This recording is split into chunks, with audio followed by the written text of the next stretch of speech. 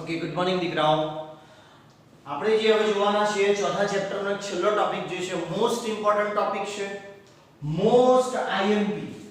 શા માટે most IMP કહું છું? કારણ કે આ ટોપિક તમારા નીટ માટે ગણો કે ગુજસેટ માટે ગણો કે પછી બોર્ડ્સ એક્ઝામ માટે ગણો, આ બંને બધા માટે ઇમ્પોર્ટન્ટ છે. આમાંથી લગભગ એક એમસીક્યુ નહીં તો સબ્જેક્ટિવ 2 માર્ક્સનો ક્વેશ્ચન અથવા તો એમસીક્યુ પૂછાશે જ. તો અફળદ્રુપતા અને વંધ્યતા. હવે અફળદ્રુપતા અને વંધ્યતાની વાત કરીએ કે દુનિયાની અંદર એવા ઘણા બધા યુગલો છે, કપલો છે કે જે લોકો બાળકો ઈચ્છે છે પરંતુ તેઓ ફળદ્રુપ નથી, નવા બાળકને લાવવા માટે સક્ષમ નથી. તો એની કહેવાશે અફળદ્રુપતા અથવા તો વંધ્યતા. હવે એના કારણો કયા હોઈ શકે અફળદ્રુપતા માટેના? તો અફળદ્રુપતા માટેના કારણો શારીરિક એટલે સક્ષમતા નથી શારીરિક રીતે, પુરુષ અથવા તો સ્ત્રી સક્ષમ નથી બાળકને લાવવા માટે તો શારીરિક, જન્મજાત રોગો હોય એટલે આનુવંશિક રોગો પણ હોઈ શકે અને જન્મતાની સાથે અમુક રોગો આવ્યા હોય આનુવંશિક રોગો જેના કારણે પણ તેઓ નવા બાળકને લાવવા માટે સક્ષમ હોતા નથી. તો જન્મજાત રોગો, પછી દવાઓ કે દવાઓ જે લેવામાં આવે, ઘણીવાર એવું થતું હોય કે બધી દવાઓ જે છે એની સાઈડ ઇફેક્ટ થઈ જતી હોય એટલે વ્યક્તિ ફળદ્રુપ થતું, પરંતુ ઘણી બધી અલગ અલગ એલોપેથીની દવા લેવાને કારણે એને પોતાની ફળદ્રુપતા ગુમાવી દીધી.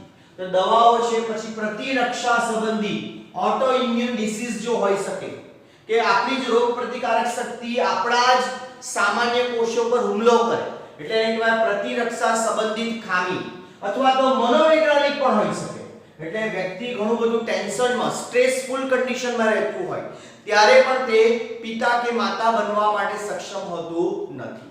પરંતુ આ મનોવૈજ્ઞાનિક તો કેવું છે, ટેમ્પરરી હોય. જો ટેમ્પરરી હોય એટલે તમે જો યોગ્ય સાયકોલોજિસ્ટની મુલાકાત લેવો અને ફરી પાછું તમે રિલેક્સ અને ફ્રી ફીલ કરો તો ફરીથી તમે માતા કે પિતા બની શકો. તો જ્યારે આ બધી ખામીઓ જે છે, હવે આ બધી ખામીઓ જે છે કે સારી કરવી શક્ય ન હોય ત્યારે જ કેટલીક વિશિષ્ટ પદ્ધતિનો ઉપયોગ કરવામાં આવે. અન્યથા તમે યોગ્ય ડોક્ટરની સલાહ લો, ચિકિત્સાલયની સલાહ લઈને તમે જો તમારી સારવાર કરાવશો તો પુનઃ તમે માતા કે પિતા બની પણ શકો. પરંતુ અમુક સમસ્યાઓ એવી જટિલ હોય છે કે જેનું નિવારણ આજીવન થઈ શકતું નથી.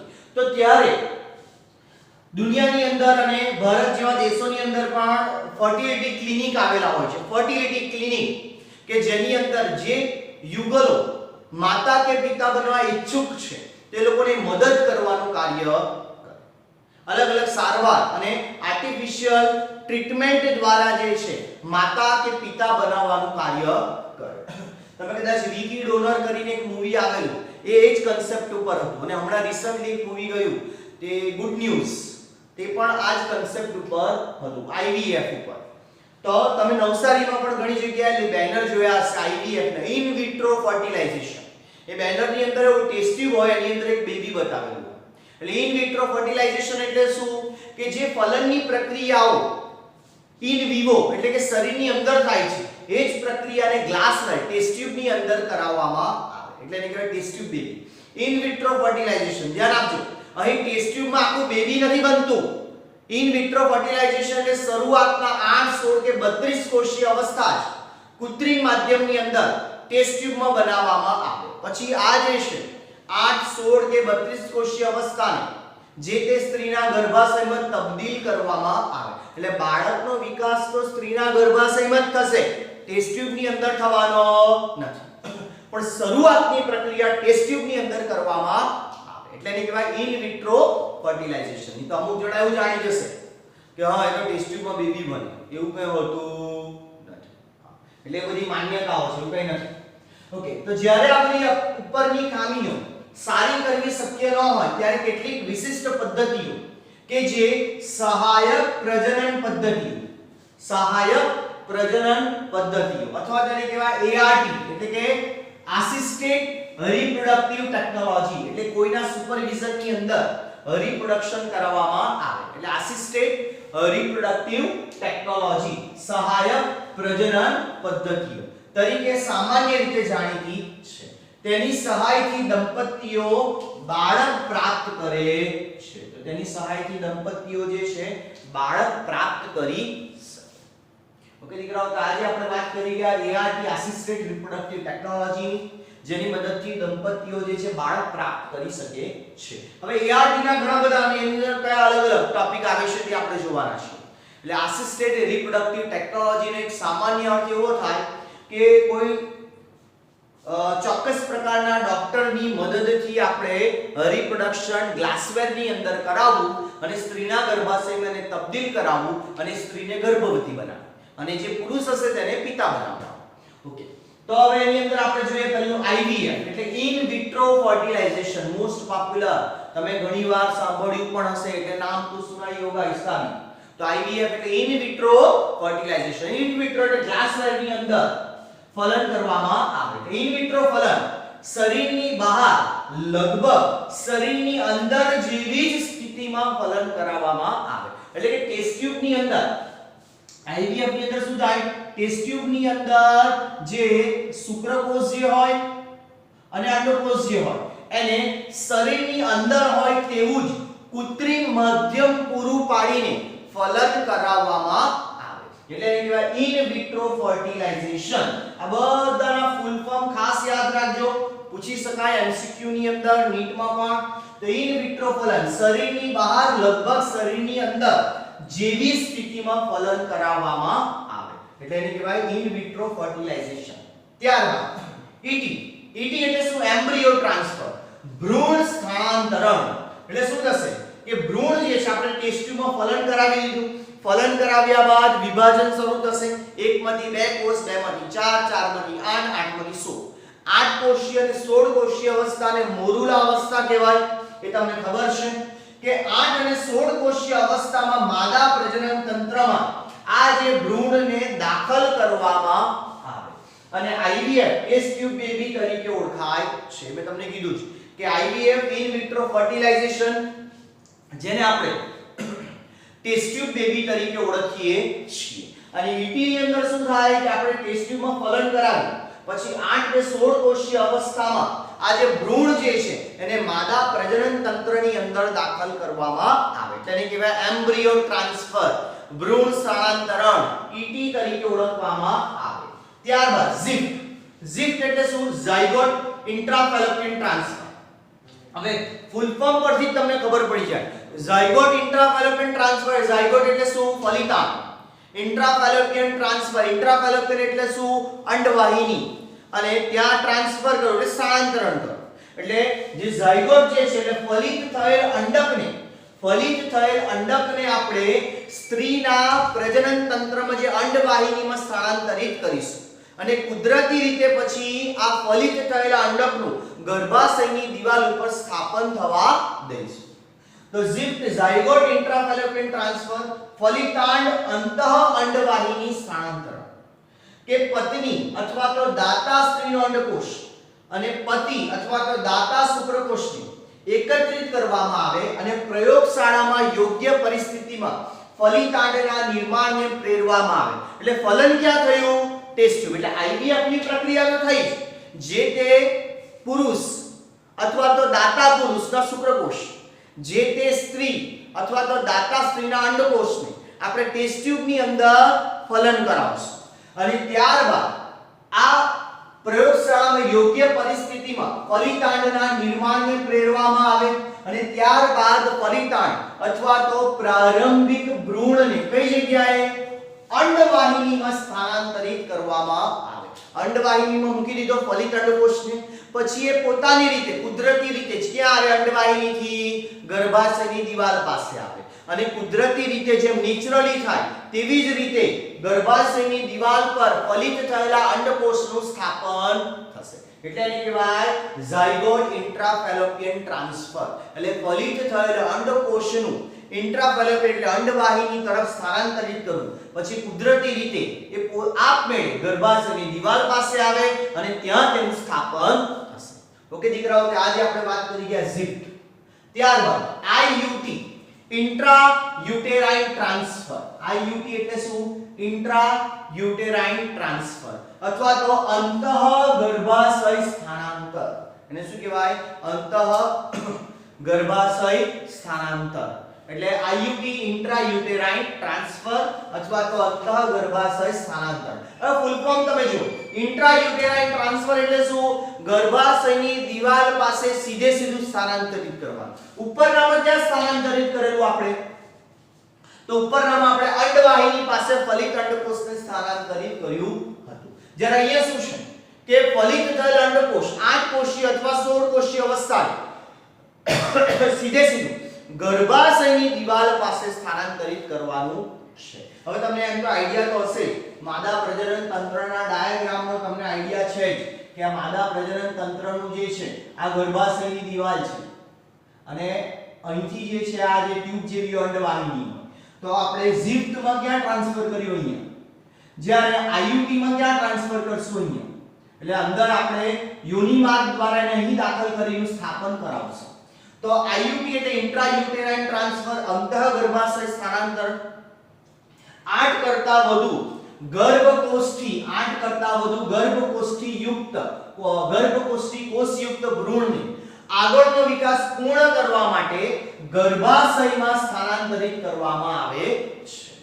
જે સ્ત્રીમાં ગર્ભધારણની સમસ્યા હોય તેમની સહાયતા માટે ઇન વિવો ફલન એટલે સ્ત્રીના શરીરમાં જ જનન કોષનું સંયોજન થી બનતા ભ્રૂણને પણ સ્થાનાંતરણ માટે તે ઉપયોગમાં લઈ શકાય. એટલે પહેલા જે વાત કરી કે ટેસ્ટ ટ્યુબમાં ફલન કરાવો, ફલિત થયેલા અંડકોષને સીધે સીધો કે આ ગર્ભાશયની દિવાલ પાસે સ્થાનાંતરિત કરાવો, એટલે એને કહેવાય આઈયુટી.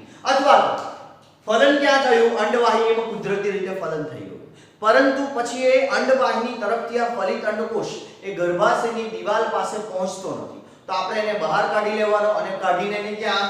સીધે સીધો ગર્ભાશયની દિવાલ પાસે મૂકી દેવાનો. એટલે કે જે ફલિત થયેલો અંડકોષ આ રીતે આવી નથી શકતો, એને આપણે ટૂલ્સની મદદથી પકડીને અહીંયા લાવી દેવાનો, જેથી કરીને ઝડપથી એનું ગર્ભાશયની દિવાલ પાસે સ્થાપન થઈ જાય. એટલે એને પણ શું કહેવાય? આઈયુટી, ઇન્ટ્રાયુટેરાઇન ટ્રાન્સફર.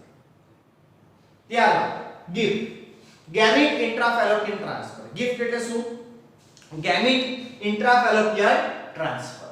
કે જ્યારે સ્ત્રી અંડકોષ ઉત્પન્ન કરી શકતી નથી પરંતુ તે ફલન અને આગળના વિકાસ માટેનું યોગ્ય પર્યાવરણ પૂરું પાડી શકે છે, એમના માટે એક અન્ય પદ્ધતિ અપનાવાય છે, જેમાં દાતામાંથી અંડકોષ લઈને સ્ત્રીના અંડવાહિનીમાં સ્થાનાંતરિત કરવામાં આવે. એટલે શું છે? ફૂલ ફોર્મ પરથી જ ખબર પડી જાય. ગેમિટ ઇન્ટ્રાફેલોપિયન ટ્રાન્સફર. ગેમિટ એટલે શું? શુક્રકોષ અથવા તો અંડકોષ. ઇન્ટ્રાફેલોપિયન ટ્રાન્સફર, હવે અહીંયા ઇન્ટ્રાફેલોપિયન ની વાત કરે છે એટલે અંડવાહિનીની વાત થશે, એટલે કે અંડકોષ. તો ગેમિટ ઇન્ટ્રાફેલોપિયન ટ્રાન્સફર એટલે અંડકોષને અંડવાહિની તરફ સ્થાનાંતરિત કરવું. હવે આ પદ્ધતિ ક્યારે ઉપયોગમાં લેવામાં આવે? કે જ્યારે સ્ત્રી અંડકોષ ઉત્પન્ન નથી કરી શકતી, એટલે સ્ત્રી જે છે એની પાસે ગર્ભાશય પણ છે, માતા પણ બનવા માંગે છે, પરંતુ એના અંડવાહિનીમાંથી અંડકોષ મુક્ત થતો નથી. તો ત્યારે જે છે કે સ્ત્રી અંડકોષ ઉત્પન્ન કરી શકતી નથી, પરંતુ તે ફલન અને આગળના વિકાસ માટે એનામાં ફલન પણ કરવાની ક્ષમતા છે, ભ્રૂણનો વિકાસ કરવાની પણ ક્ષમતા છે. એટલે એને માતા તો બનવું છે, પરંતુ એની જે અંડકોષ એટલે એનું અંડપિંડ યોગ્ય નથી, એનું અંડકોષ એ મુક્ત નથી કરતો, તો કોઈ અન્ય સ્ત્રીમાંથી, એટલે કે ધારો કે પોતાની સિસ્ટર હોય, પોતાની બહેન હોય, એને એમ કહેશે તું તારો અંડકોષ મને દાન કર, તેનો અંડકોષ એ લેશે અને એ અંડકોષ જે છે એ અંડવાહિની તરફ સ્થાનાંતરિત કરવામાં આવે. પછી કુદરતી રીતે પ્રજનનની પ્રક્રિયા થાય, એટલે જે પિતા હશે તે સ્ત્રી સાથે પ્રજનન કરશે અને પોતાના શુક્રકોષ યોનિ માર્ગમાં દાખલ કરે. હવે અંડકોષ તો આવી જ ગયો છે, આપણે મૂકેલો છે કે આગળના વિકાસ માટે યોગ્ય પર્યાવરણ પૂરું પાડી શકે એમના માટે એક અન્ય પદ્ધતિ અપનાવાય, જેમાં દાતામાંથી અંડકોષ લઈને સ્ત્રીની અંડવાહિનીમાં સ્થાનાંતરિત કરવામાં આવે. એટલે કોઈ દાતામાંથી અંડકોષ લેવાનો, સ્ત્રીની અંડવાહિનીમાં સ્થાનાંતરિત કરવાનો અને પછી શુક્રકોષ કુદરતી રીતે ત્યાં પહોંચે, ફલન કરે અને સ્ત્રી ગર્ભવતી બનશે. ત્યારબાદ ICSI, ઇન્ટ્રાસાઇટોપ્લાઝમિક સ્પર્મ ઇન્જેક્શન. ઇન્ટ્રાસાઇટોપ્લાઝમિક તો અંડકોષના કોષરસની અંદર સીધે સીધું શુક્રકોષને ઇન્જેક્શન દ્વારા દાખલ કરવાનું. તેને કહેવાશે આંતરકોષરસીય શુક્રકોષ નિક્ષેપણ. તો આંતરકોષરસીય શુક્રકોષ નિક્ષેપણ. અને મને પણ આઈડિયા છે, આપણા ફૂલ ફોર્મ ઇંગ્લિશમાં યાદ કરવા ઈઝી છે ગુજરાતી કરતા. તો ICSI એટલે ઇન્ટ્રાસાઇટોપ્લાઝમિક સ્પર્મ ઇન્જેક્શન. કે શુક્રકોષને સીધે સીધો ઇન્જેક્શન દ્વારા અંડકોષમાં દાખલ કરવામાં આવે એટલે ગેરંટી ફલન તો થવાનું જ ને, ફલન તો થવાનું જ, કારણ કે સીધે સીધો શુક્રકોષને આપણે અંડકોષમાં ઘુસાડી દીધો છે, એને ઇન્જેક્ટ કરી દીધો છે.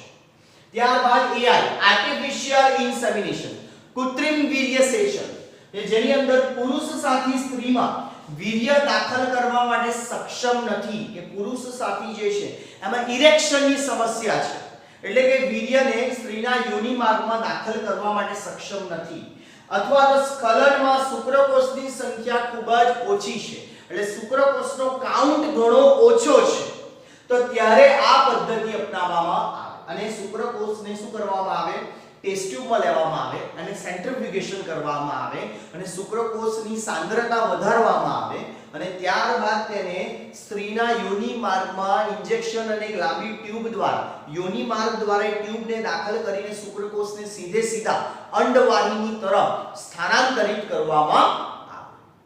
ત્યારબાદ IUI ઇન્ટ્રાયુટેરાઇન ઇન્સેમિનેશન, એટલે કે અંતઃગર્ભાશય વીર્યસેચન, એટલે IUI એટલે જે છે ઇન્ટ્રાયુટેરાઇન ઇન્સેમિનેશન, કે જેનો અર્થ શું થાય છે કે વીર્યને પતિમાંથી અથવા તો સ્વસ્થ દાતામાંથી એકત્રિત કરવામાં આવે, જેને કૃત્રિમ રીતે સ્ત્રીના યોનિમાં અથવા તો ગર્ભાશયમાં દાખલ કરવામાં આવે છે, એટલે એને કહેવાશે ઇન્ટ્રાયુટેરાઇન ઇન્સેમિનેશન, એટલે ગર્ભાશય પાસે જે છે આ શુક્રકોષને દાખલ કરવામાં આવે છે, એટલે ગર્ભાશય પાસે શુક્રકોષને દાખલ કરવામાં આવે, એટલે ઇન્ટ્રાયુટેરાઇન, એટલે ગર્ભાશયની દીવાલ પાસે શુક્રકોષને દાખલ કરવા. કેમ કે ઘણીવાર એવું હોય કે શુક્રકોષ જે છે એની મોબિલિટી એટલી બધી ન હોય, એટલે એનું જે હોય ને ઉછળીનો ભાગ એકદમ તીવ્ર રીતે ગતિશીલ હોતો નથી, ત્યારે ગર્ભાશય પાસે મૂકી દેવું, તો ગર્ભાશય પાસે મૂકો એટલે એને થોડુંક જ અંતર કાપવાનું રહેશે, તેટલું એ કાપી દેશે અને ફલનની પ્રક્રિયા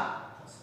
ઓકે દીકરાઓ, તો આપણે જે વાત કરી ગયા તો આ બધા ઘણા બધા વિકલ્પો છે. હવે કયા પ્રકારની સમસ્યા છે તેના આધારે ડોક્ટર દ્વારા અલગ અલગ વિકલ્પનું સૂચન કરવામાં આવે, પરંતુ આ બધી ટેકનોલોજી ઘણી ખર્ચાળ છે, એટલે સામાન્ય વ્યક્તિઓને તે પરવડે નહીં, કારણ કે જેમ કે IVF કરાવો એટલે 2.5 થી 3 લાખ રૂપિયાનો ખર્ચો લાગતો હોય છે, બરાબર છે, એટલે ઘણું મોંઘી છે આ બધી પ્રોસેસ, અને કદાચ ઘણી મેટ્રો સિટીમાં તો 5 થી 6 લાખ રૂપિયા પણ લેતા હોય IVF કરવા માટે, એટલે આ ઘણી ખર્ચાળ પદ્ધતિ છે, એટલે બધા જ લોકોને પરવડે નહીં. એના કરતાં એક બીજો ઉપાય પણ છે કે ભારત સરકાર દ્વારા તમે ઓર્ફેજમાંથી એટલે અનાથ આશ્રમમાંથી બાળકોને પણ દત્તક લઈ શકો, એટલે આપણા બંધારણ એની છૂટ આપે છે.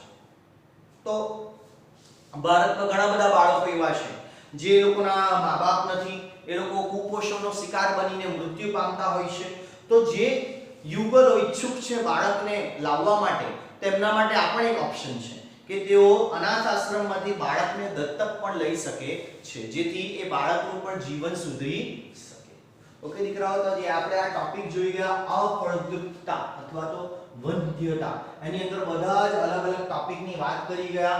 મારી ખાસ સૂચના, આ વિડિયો 2 વખત જોજો રિવાઇઝ કરીને, કારણ કે 2 વખત જોશો તો તમને ક્લિયરલી બધું સમજ પડશે, કારણ કે હું એકનું એક રિપીટ કરું અને વિડિયોની લેન્થ વધારે એનો કોઈ મતલબ નથી, એટલા માટે તમારે જે છે આ વિડિયો ખાસ સૂચના 2 વખત જોવો, 2 વખત રિવાઇઝ કરો, અને આમાંથી ઘણા બધા MCQ પણ તમને જોવા મળશે, 2 માર્ક્સના ક્વેશ્ચન પણ આમાંથી ઘણી બધી વખત બોર્ડ્સ એક્ઝામની અંદર પૂછાઈ ગયેલા છે, એટલે ખાસ ધ્યાન આપજો. કે દીકરાઓ, all the best, happy learning. Video like કરો, ચેનલ સબસ્ક્રાઇબ કરી લેવો.